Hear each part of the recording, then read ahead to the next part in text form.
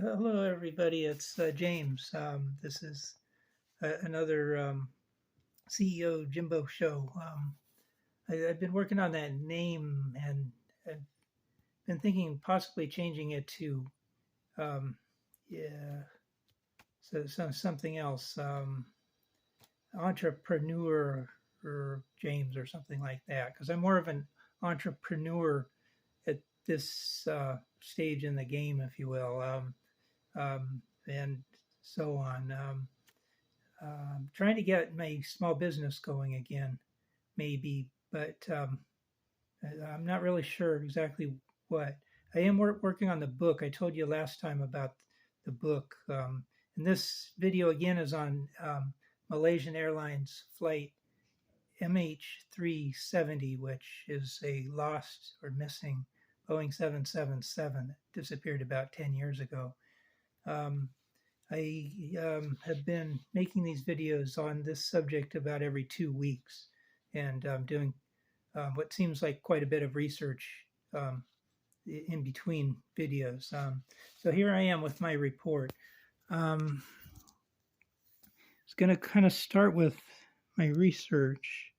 Change that here a little bit. Here's kind of a list I made. I just plan to throw this thing away. This is just a piece of scratch paper from kind of a whole bag of these here that I've just saved from um, meals and so on. I get sort of like catering, and my name is like on it. This was like an extra dinner. So anyway, last video was talking about college student apprehension. There was a college student that claimed that she missed this final MH370 flight that went missing, which I'm sure she was glad she did. And she said that she had um, uh, feelings that she didn't want to go on that flight without elaborating. And so I've kind of like run with that a little bit. Why wouldn't you want to take MH370? Which was a flight, and I still don't know exactly the frequency of it, whether it was every single night, just past midnight, 7 days a week, or whether it was just, a couple of times a week. I'm not quite sure the frequency. Um, what I do know, this is kind of an odd thing, is that it was a training flight, and I guess I'm just jumping right to kind of like almost the sui generis detail that I have so far from all of this research. Seems odd to me that there were just two pilots flying this flight. There was the captain, um, uh, uh, Sahari, and then there was the first officer, Ahmad, or something like that. And the captain was like their senior most captain, I think, like training pilot manager. He was really the top Boeing 777 guy for this airlines, if not the entire fleet. And he had kind of a new guy that had lots of 737 time. I think he upgraded. He was like a 737 first officer and upgraded to first officer of the Boeing 777. There may have been something in between too that he flew, like an Airbus 310 for a while or something like that. I have to kind of recheck that. But this is weird in that he wasn't fully qualified yet. And it just seems so bizarre that if he did good on this flight, then he would end up fully qualified. If he doesn't do so good, the flight ends up missing. What the heck? And so on. There's parallel case also in China. This flight was supposed to go from Kuala Lumpur, Malaysia, to Beijing, China, and disappeared. There was a flight that went from like Hong Kong to like Beijing or something like that, a 737 that crashed along the way. There was a kind of a similar training flight where they had like a training captain, the new guy, and then there was like a seasoned pilot, regular first officer that was like in the jump seat or something like that, which seems sensible. It seems like if the applicant is not passing, you just move him to the jump seat, and the two trained guys that are qualified kind of take over, and they have a talk later. There's an option for it. Anyway, I didn't really mean to get into that too much. I kind of just to cut through the chase. It was going to come up like 5 videos from now, and it probably still will in more detail, with more accuracy in my statements and so on. But anyway, it's really kind of where the plane is rather than what happened inside the cockpit, so forth. Let's see, not good. Happens after midnight. This just kind of came to mind a few minutes ago, and it's kind of a little off topic a little bit, but the flight took off like about 20 minutes after midnight, and I'm not quite sure. I think that it was scheduled to take off at that time, but it possibly maybe it was late. I mean, in the United States, there are a lot of airports where they close at midnight due to noise abatement procedures, and there's some sort of grace period where you can take off if you have a significant reason, why, and you're less than an hour out or something like that. I don't really know the rules on that so much, but that's maybe people just don't like to make, flights that take off after midnight. Makes them apprehensive. Captain added more fuel. This is one from a video I watched that oddly the captain, despite the fact that there was no bad weather or anything like that, and people kind of say that it's kind of odd that the captain would request like 2 more hours of fuel when there isn't bad weather. And maybe it's because he had a training FO that wasn't fully trained. Who knows? But that's a little bit odd. And then lots of cargo. There did seem to be a lot of cargo on this flight, and I'm kind of like wondering if it was because it was the red eye or whether they always have that much cargo even during the daytime, and so on. Headed for Igari intersection. I think everybody that's watched these videos knows Igari intersection. It took off from Malaysia, went to Igari, turned right, then left, then down, then up. You've seen that, I'm sure. Do you know what Igari means? I looked this up kind of quite a while ago, and it actually means something to the effect of red eye or hungover. I think it actually means hungover, like you've been drinking and you're hungover. And chief pilot, new guy, we just did that one. New guys in class that I took on kind of on airline management, or it was aviation safety or safety management or something like that, that we came across. I learned about a thing called transgradient cockpit authority or something like that, where you have a gradient where if you have like a captain that's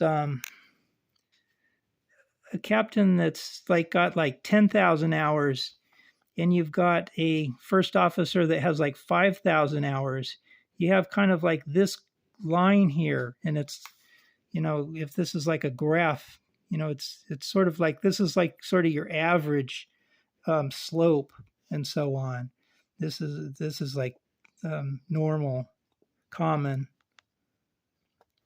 And then if you have like this guy, Igari, he's like this top guy with like 20,000 hours, and I think pretty much all in Boeing 777s. He flew for whatever it was, but I think he had like about 20,000 hours or something like that. And he has this new guy that has 737 time. Actually, put his head down here. It's down here. He got hired on flying 737s, and then I think he flew A10s for a while, A310s, and then the 777. But he only has like 2,300 hours total time or something like that. So you've got a very steep trans cockpit gradient authority. And if you have like two captains here, this guy's flew, it's got like 10,000 hours. This guy has like 10,000 hours. You have sort of like this horizontal slope and so on. So you got sort of a shallow slope, medium slope, steep slope, and so on. And there's sort of dangers involved of both. There's kind of dangers involved in this, and there's kind of dangers involved in this. And this is sort of like generally the safest, I think, and so on, where you get like two guys that wanted two cooks in the kitchen, and or two chiefs and no Indians is kind of a problem here. Here you got one chief that has been leading troops forever and ever and ever and ever, and you have this 12-year-old kid that can hardly do anything, and it's hard to get anything done. And if you get the perfect slope in here, it's really an efficient thing. So chief pilot, new guy, that's why this person might be apprehensive, is during the daytime you'd have sort of like this gradient here. You've got like this 10,000 hour captain and this 5,000 hour first officer in a real safe gradient. Here you got a 20,000 hour captain and you've got a 2,500 hour first officer or whatever. Very steep slope, maybe a bit more dangerous. So thus apprehensive. How did the college student know that? Maybe kind of through the grapevine a little bit. Somebody once told me that like when an ambulance goes driving by, you sort of know a little bit about what's going on a little bit. Maybe just by how fast it's driving, or whether the siren is on full or whether it's sort of intermittent or something like that. But you kind of have a little idea. You've been listening to the news a little bit too, and talking to other people, and so you kind of have a sense of whether it's really a big thing or a little thing kind of thing. Just take a little break here, and this is a book on computer programming. I think I'm going to probably turn it back into the library. I've kind of like don't have any real reason now. I was kind of like trying to write computer programs about a year ago, and now I'm kind of like not working on this so much and so on. But this is kind of funny. You come here often, only when pushed. This car talking to this car, meaning back in the old days, you run out of gas, you have to push it. Anyway, it's on lists. Definition of lists. What that we need little in this chapter. We're going to look at a new type called a list, which can hold a collection of values. So I talked about lists, and a college strategy book I had. I told you this last time that like the guy defined like three different types of classes. There's like class 1, class 2, class 3, and class 1 is like mathematics, and you have to like just practice and just um, kind of copy the flow to it, whether you understand it or not, until you can do the flow, and then later you start understanding the math behind the flow. So do that. The type 2 classes are like archaeology classes, and you just start compiling list after list after list. That if it's like on the Mayas or something like that, it's like the known people, the known leaders, the known artifacts, the known locations, and so forth. And you just start to kind of like get these in your head, all the lists. So, if the teacher asks you about, a particular location, you can also kind of tell them about all the other locations. You can say that, this location is kind of in the middle of most of the other ones, like, I don't know the names of them offhand and so on, but you get the idea. So I've got to sum this up, and I haven't even got to this yet. Finish and then sum up. So I worked on the lady that saw the plane MH370 from the airline flight that I was telling you. There's a whole video that I made on this, and I've just recently learned that she made a statement that she saw um, some cargo ships first. She left India, across that town, whatever it is in India. I'll tell you that in a minute if I remember. And then this is at Jeddah. Took off from Jeddah, flew across India here. There was a city like right on the point of the east coast of India here that she cruised over. And what I just recently learned here, then the statement I'm showing you is she said that she um, crossed over islands. She saw first cargo ships, then islands, and then a bit later, the what she thought was the aircraft with wings and tail on the water. And she reported it to the pilot, and then she later learned about MH370 being missing. And then she later reported it to the authorities afterwards because it didn't seem like the pilot did anything about it. Where was my? Oh, that was a different page here. This is a different one here. This earlier thing.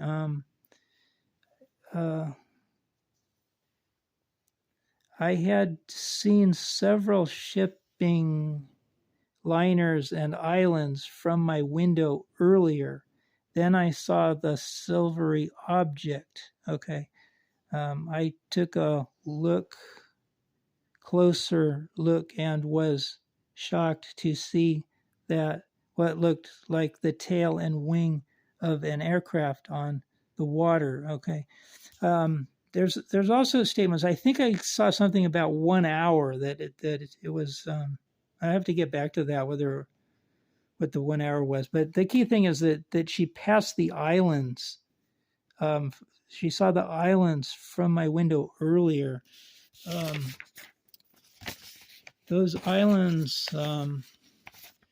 Here's my map. I've worked on this a little. You've seen this before if you've watched my videos. Here's that flight. It started in Saudi Arabia, came across Chennai here, crossing the ocean here, Indian Ocean, Bay of Bengal area here.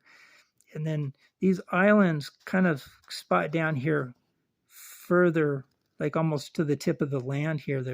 You get islands out here that run that way.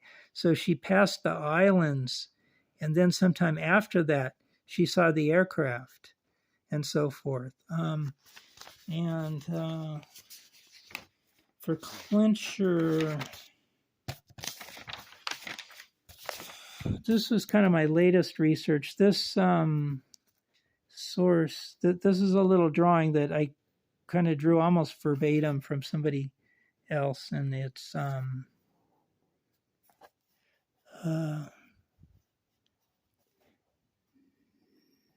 see, Milne writes that there is no doubt in my mind that MH350 did a soft ditch landing and then slowly sank while drift gliding to an unknown site, whereby using the most basic standards of probability is still likely fully